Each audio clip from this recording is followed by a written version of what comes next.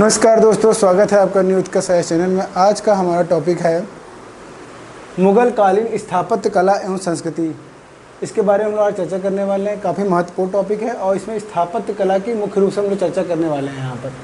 ठीक है, अब यहाँ पर जो पहला टॉपिक हमारा ये है कि पहले तो हम लोग देखेंगे यहाँ से जो महत्वपूर्ण जो प्रश्न है उसको ध्यान से देखना जरूरी है।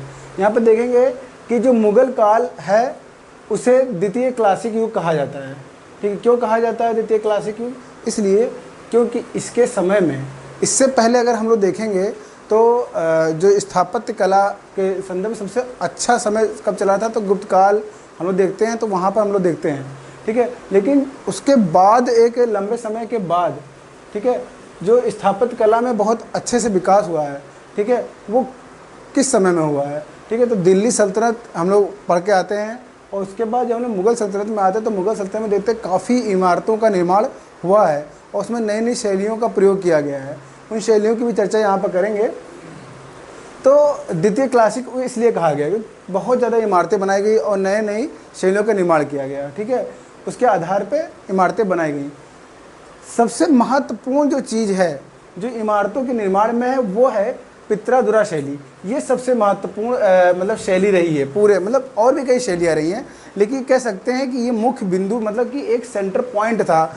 मतलब सभी शैलियों में बहुत ही महत्वपूर्ण शैली मानी गई है पित्रादुरा शैली। क्यों मानी गई?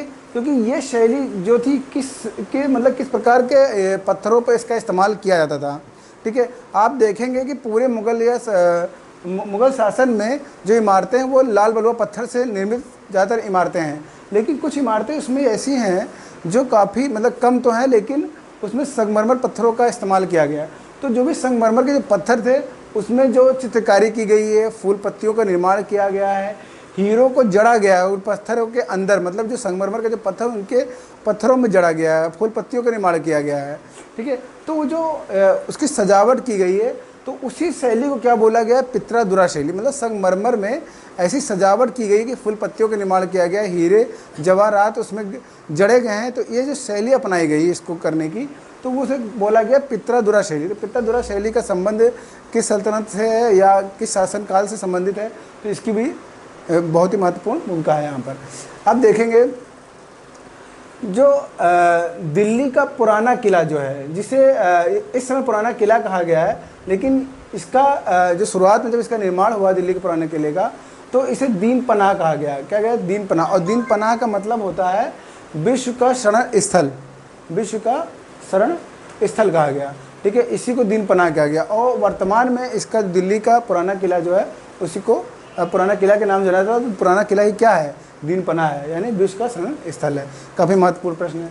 उसके बाद देखेंगे कि यहाँ पर देखेंगे जो दिल्ली में आपका शेरगढ़ है, ठीक है, और दिल्ली का शेरशाही, ये दो नगर थे, शेरगढ़ और दिल्ली का शेरशाही। अब ये खंडहर में परिवर्तित हो चुका है।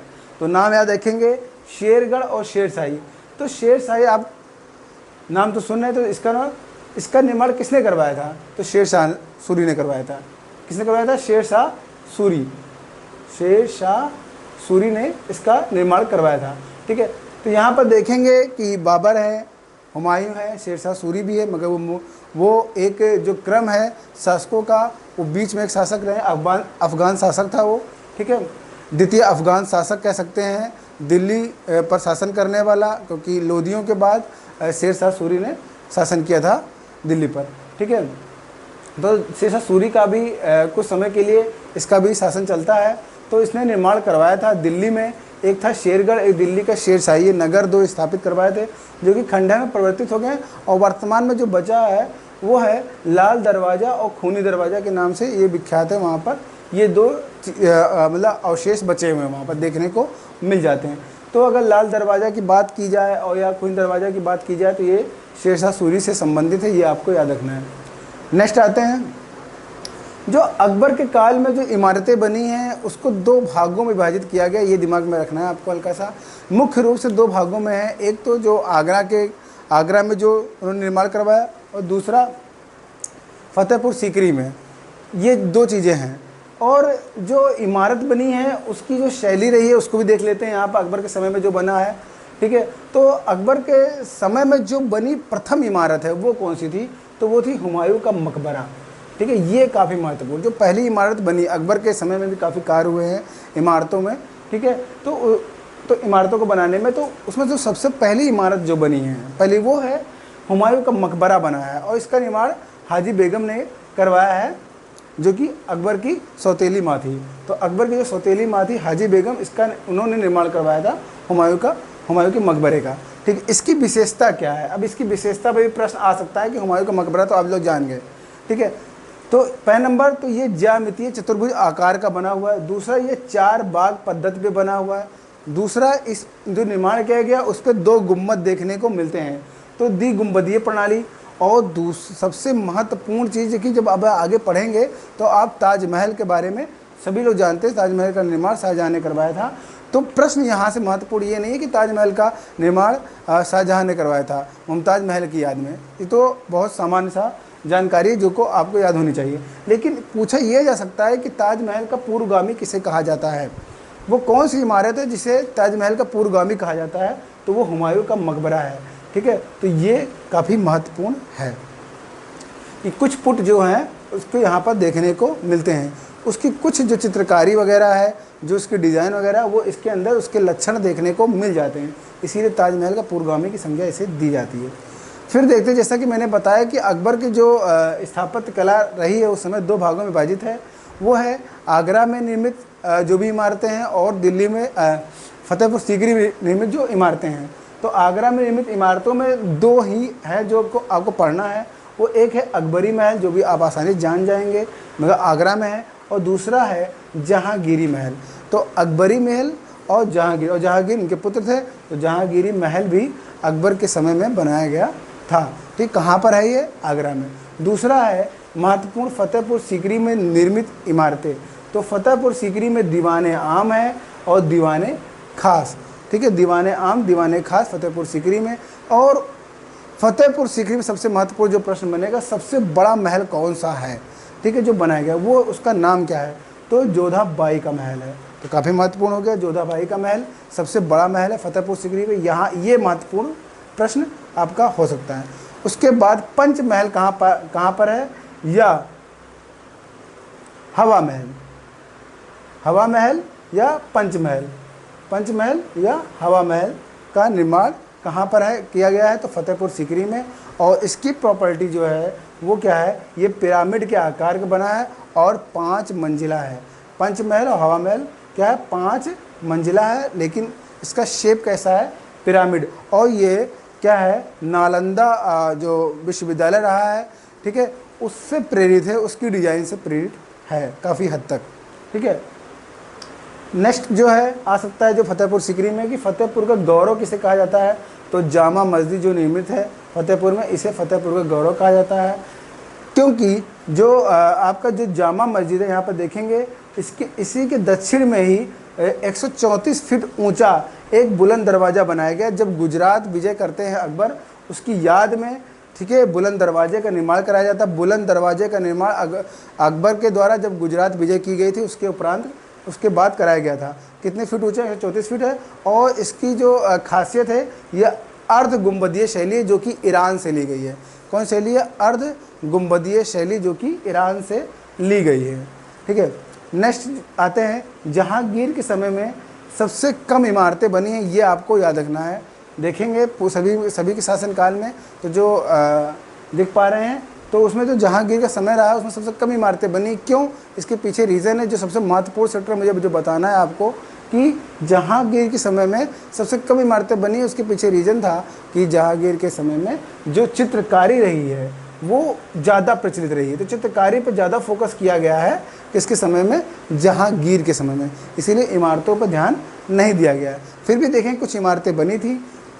अकबर का जो मकबरा है, ठीक है, काफ़ी महत्वपूर्ण। अकबर का जो मकबरा है, जैसा कि ये 5 मंजिले का पिरामिड आकार का मकबरा है, जो कि काफ़ी महत्वपूर्ण है। ठीक है, अकबर का मकबरा जो कि 5 मंजिले का है। उसके बाद देखेंगे जो सबसे महत्वपूर्ण इमारत रही है जहांगीर के समय में, वो क्या है? एतमादुद्दौला का मकबरा है। देखेंगे यहाँ पर एतमादुद्दौला का मकबरा जो है, ये काफ़ी मतलब उल्लेखनीय है और काफ़ी महत्वपूर्ण है। और इसकी स्थापना कहाँ की गई है? आगरा में। ये सब आपको याद करना है काफ़ी ये फैक्ट भी है और इसको समझना भी है। और इसकी सबसे बड़ी खासियत जो है, ठीक है, वो ये है कि अभी तक मैंने जब चर्चा की है तो मैंने कहीं भी आपको ये तो बताया गया कि संगमरमर में पित्तरदुरा शैली का इस्तेमाल तो किया गया, मगर मुगल काल में सबसे पहले पित्तरदुरा शैली का निर्माण किसके मकबरे में किया गया है, तो वो है एतमादुद्दौला के मकबरे में पित्तरदुरा शैली का प्रयोग किया गया पहली बार मुगलिया काल में। हालांकि जयपुर की जो इमारतें हैं उसमें पित्तरदुरा शैली का उपयोग बहुत पहले ही कर लिया गया था, ठीक है, राजस्थान में, ठीक है, लेकिन वो तो अलग है, वो मुगल काल से अलग है। अगर मुगल काल से अलग होकर हम बात करेंगे तो सबसे पहले अगर हम कहें तो जयपुर की जो इमारतें बनी है वहाँ पर पित्तरदुरा शैली का प्रयोग किया गया है, ठीक है। लेकिन मुगल काल के अंदर अगर बात करेंगे तो पित्तरदुरा शैली का उपयोग सबसे पहले एतमादुद्दौला के मकबरे में किया गया और बड़े पैमाने पर एतमादुद्दौला के मकबरे का निर्माण किया गया। ज़्यादातर इसमें जो पत्थर लगाए गए हैं सब संगमरमर ही लगाए गए हैं, क्योंकि संगमरमर पे ही पित्तरदुरा शैली का प्रयोग किया जाता है, ठीक है। ये महत्वपूर्ण है कि जब भी पित्तरदुरा शैली का आएगा आपका तो आपके दिमाग में संगमरमर आना चाहिए, ना कि लाल बलुआ पत्थर आना चाहिए, ठीक है। उसके बाद देखेंगे जो शाहजहाँ के समय में जो इमारतें बनी हैं, पहले नंबर तो इतना ज़्यादा इमारतें बनी, स्थापत्य कला का विकास निरंतर चल रहा है, लेकिन अगर हम यहाँ पर देखेंगे तो शाहजहाँ के समय में कुछ ज़्यादा इमारतें बनी हैं, इसीलिए इसे वास्तुकला का स्वर्ण काल कहा जाता है, शाहजहाँ के काल को, ठीक है, वास्तुकला का। उसमें सबसे महत्वपूर्ण है दीवाने आम, जो कि आगरा में निर्मित किया गया। दीवाने खास, दीवाने आम, दीवाने खास दोनों ही आगरा में है, ये काफ़ी महत्वपूर्ण है। मोती मस्जिद ये भी आगरा में ही है, मोती मस्जिद आगरा में, ठीक है। एक मोती मस्जिद जो है आपकी जो दिल्ली में जिसका निर्माण औरंगजेब ने करवाया था वो अलग है, लेकिन जब मोती मस्जिद का निर्माण शाहजहाँ के उसमें पूछा जाएगा तब आगरा में किया गया है, जिसको जाना जाता है पवित्रता और चारुता के लिए जाना जाता है, मुख्य रूप से पवित्रता के लिए इसको जाना जाता है मोती मस्जिद को। उसके बाद जहानाबाद, जैसे जहानाबाद का किला जिसका निर्माण दिल्ली में किया गया है शाहजहाँ के द्वारा, शाहजहानाबाद नाम रखा गया। यही लाल किला है, जो कि लाल किला है उसी का नाम क्या है, शाहजहानाबाद, मतलब शाहजहाँ ने लाल किले का निर्माण यहाँ पर देखेंगे करवाया था। इसका नाम जो पूर्व नाम है वो है शाहजहानाबाद और इसी को लाल किला कहा जाता है, जहाँ से हमेशा हम लोग सुनते हैं कि प्रधानमंत्री का संबोधन लाल किले से हर वर्ष स्वतंत्रता दिवस और गणतंत्र दिवस पर देखने को हमें मिलता है। तो यहाँ पर देखेंगे फिर दूसरा जो मस्जिद है वो जामा मस्जिद है, जिसका निर्माण दिल्ली में कराया गया है शाहजहाँ के द्वारा। तो देखेंगे काफ़ी मस्जिदें और बनाए गए यहाँ पर, दीवाने आम, दीवाने खास, मोती मस्जिद, जामा मस्जिद जो कि दिल्ली में, मोती मस्जिद जो कि आगरा में है और लाल किला जो कि दिल्ली में है, ठीक है। उसके बाद देखेंगे शाहजहाँ ने ताजमहल का निर्माण करवाया था, जो कि आप लोग जान ही रहे हैं, और ये मुमताज़ महल की याद में इस मकबरे का निर्माण कराया था। इससे संबंधित जो फैक्ट है आपको याद रखना है कि इसके स्थापत्यकार कौन थे, ठीक है। इस वास्तुकला का जो इस्तेमाल किया गया है इसके ऊपर, उसके स्थापत्य, उसका निर्माण किस व्यक्ति ने करवाया था, तो उसका नाम है उस्ताद अहमद लाहौरी, याद रखेंगे, उस्ताद अहमद लाहौरी। और जो प्रधान मिस्त्री है उसका नाम था उस्ताद ईसा। तो प्रश्न जो आपका सबसे महत्वपूर्ण यहाँ बनता है वो उस्ताद अहमद लाहौरी के ऊपर बनता है, जो कि स्थापत्यकार थे, ठीक है। उसके बाद कह सकते हैं इस प्रकार से जो नक्शा जिसने बनाया था पूरे ताजमहल का वो उसका नाम क्या है, तो वो उस्ताद अहमद लाहौरी थे, ठीक है। उसके बाद देखेंगे औरंगजेब ने, जैसे कि मैंने बताया, मोती मस्जिद का निर्माण करवाया था, जो कि पूरा का पूरा क्या है, संगमरमर से ही निर्मित है। बहुत महत्वपूर्ण है ये मोती मस्जिद पर प्रश्न आता है। मोती मस्जिद के ऊपर प्रश्न कंफ्यूज करता है, क्योंकि दो मोती मस्जिद है, एक दिल्ली का है, एक आगरा का। जब आगरा के मोती मस्जिद की बात करें तो शाहजहाँ, और जब दिल्ली का बात करेंगे तो औरंगजेब आ जाएगा। उसके बाद सबसे महत्वपूर्ण कृति औरंगजेब की रही है वो है बीबी का मकबरा, जो कि औरंगाबाद है, जिसे दक्षिण का मकबरा भी कहते हैं। और ये भी क्या है, इस बीबी जो मकबरा इसने बनवाया था, तो इसने क्या किया था, किसकी कॉपी की थी, तो वो ताजमहल की कॉपी की थी। और बहुत अच्छा, मतलब कि देखने में तो कुछ उसी तरह से, लेकिन बहुत अच्छे से इसमें नक्काशी वगैरह नहीं की गई, इसीलिए इसे ताजमहल की फूल कृति के नाम से भी जाना जाता है। तो दक्षिण का मकबरा के नाम से भी जाना जाता है। दक्षिण का मकबरा किसे कहा जाता है, सिर्फ एक नाम से पुकारा जाएगा, तो दक्षिण का मकबरा जो है औरंगजेब ने औरंगाबाद में बनवाया था, ठीक है। तो आपने यहाँ पर देख लिया बहुत ही शॉर्ट में हर चीज़ को मैंने बहुत ही शॉर्ट में काफ़ी महत्वपूर्ण चीज़ों को कवर कर लिया। अगर आपने यहाँ पर स्थापत्य कला से इतने प्रश्न पढ़ लिए खूब अच्छे से और इसको मेमोराइज कर लिया तो आपका प्रश्न इस सेक्टर से बिल्कुल भी गलत नहीं होगा। और उम्मीद करता हूँ कि ये वीडियो आपको काफ़ी पसंद आएगा, तो इसलिए इस वीडियो को अधिक से अधिक लाइक, शेयर और सब्सक्राइब करें। बहुत बहुत धन्यवाद।